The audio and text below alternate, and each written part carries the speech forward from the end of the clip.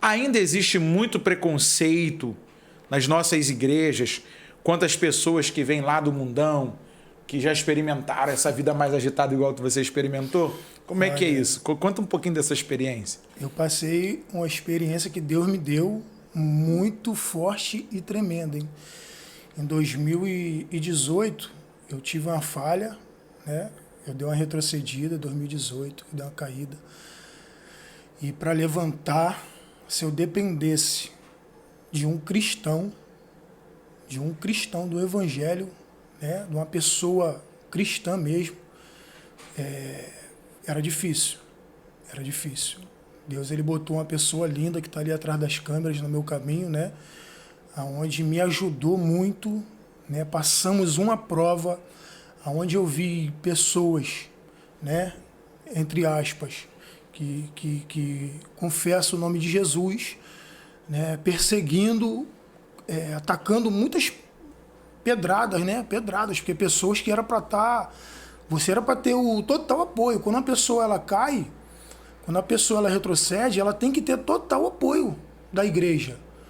Os irmãos que, né, ainda mais que prega, que jejua, aqueles que buscam mesmo, essa pessoa ela tem que ter totalmente um apoio, né, para você que está assistindo aí, em nome do Senhor Jesus. Quando você vê uma pessoa caída, né, você não taque pedra não, em nome do Senhor Jesus. Erga as tuas mãos, ajuda essa pessoa a se levantar, porque através da sua ajuda, né, da sua oração, da sua língua que tem poder, a oração do justo, ela vai fazer com que essa pessoa se levante novamente, né? Porque é difícil uma pessoa quando ela está caída, e principalmente quando ela já é mais apedrejada. A gente vai ver, né, a mulher pecadora, que a multidão só crescia ao contrário, né? Então teve o único Jesus ali no caminho dela, né, que foi interrogado por todos eles, que teve para falar. Então, se não tem pecado, tira a primeira pedra, né? Então, assim, temos que estender as mãos, né? Independente do erro de quem for, nós temos que estender as mãos e acreditar que vai mudar, né? Pelo poder, que a fé que nós temos no nosso Deus, o Deus de Abraão, de Isaac e de Jacó, ele tem poder para mudar qualquer circunstância que for na vida de quem for.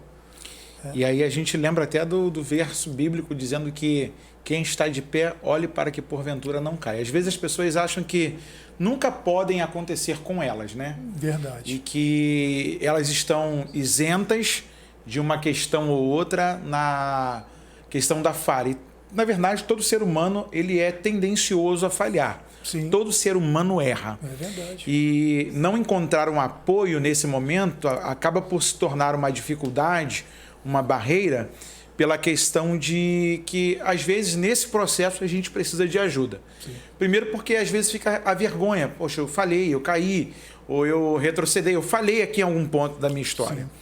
E como é que, nesse novo recomeço, é até redundante o que eu estou falando, nesse recomeço que você está fazendo, em 2018, você passa a receber a ajuda de alguém que agora também faz parte da sua história. Verdade. Como é que foi essa aproximação? Como é que é essa experiência nova de que, enquanto você recebeu negativas de um lado, Deus colocou uma pessoa na sua frente, na sua vida, não só para te estender a mão, mas para caminhar do seu lado, do meu lado, como adjutora, como diz a Bíblia. Verdade. Lado a lado. Lado a lado. Conta aí um pouquinho para a gente. Está fora do script, mas amém, isso é pauta do seu testemunho. Amém. Essa aí, ela jamais ela poderia faltar, né?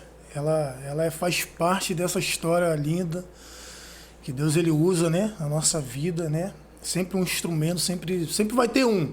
Sim. De 100, de 50, a gente vai achar um. E esse um, Deus botou quem ele precisava, né, para poder te ajudar naquilo que você precisa. E o que eu precisava era Jesus, sim, Espírito Santo, né? Mas essa disjuntora especial, essa mulher de Deus, né, que me ajudou, pagou um preço.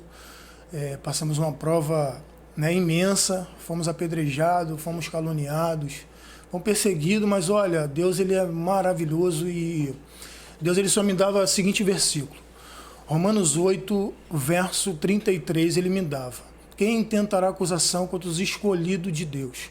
Pois é Deus quem o justifica. né? Então, assim, eu tive muita força, né? Eu vi aquela força do Espírito Santo, essa mulher, né, que esteve ali ajudando a tirar os carrapichos, né? E me dando totalmente apoio, apoiando, zelando, um amor mesmo, um amor sincero, um amor verdadeiro, né? Um amor de esposa, um amor de mãe. E assim, eu conheci ela através do meu cunhado, né? Que meu cunhado era pastor dela, né? E a gente visitando lá a congregação, né? De Silva Jardim, onde ela congregava, onde ela morava, até residia, né? E ali eu fui umas 2 vezes com meu cunhado, conhecia ela já conhecia minha família, minha mãe e tal. E depois que ela parece se emancipou do ministério do meu cunhado, teve um contato assim, de repente, né? Até as coisas não acontecem por acaso, né? Aí eu comecei a ajudar ela lá na obra, comecei a visitar, saí do Rio de Janeiro, até que eu estava morando no Rio de Janeiro ainda, na Baixada Fluminense, eu ia da Baixada para Silva Jardim, e ali eu comecei a ajudar ela um pouco, e conheci um pastor também da casa de oração, que me deu uma ajuda, fiquei com ele 1 ano, pastor também muito ungido de Deus, né? E me ajudou. E aonde a gente teve mais, foi tendo uns contatos. Aí surgiu história de casamento. Eu falei para ela que eu não queria casar, eu queria fazer a obra. Que eu tava... Como sempre, a galera se converte, fica muito santo, aí só quer ir pro monte, orar, vigília e consagração. Justamente. Aconteceu isso com você, Gil? Justamente. Rapaz, é pra quebrar o gelo. Ela me chamava de Paulo, Ela me chamava de Paulo, né, que eu tava ali. É muito gostoso, era um mistério profundo, né, gostoso, que você fica com intimidade muito boa. Você fica com a intimidade ali, rapaz, buscando que realmente, até para você ter uma mulher, você acha que é porque, na verdade, é pecado, irmãos, né? a vida de quem vem do mundo, ela passa por um crivo, que muitas vezes só quem já sofreu muito no passado vai entender o quanto ele deve se aproximar de Deus.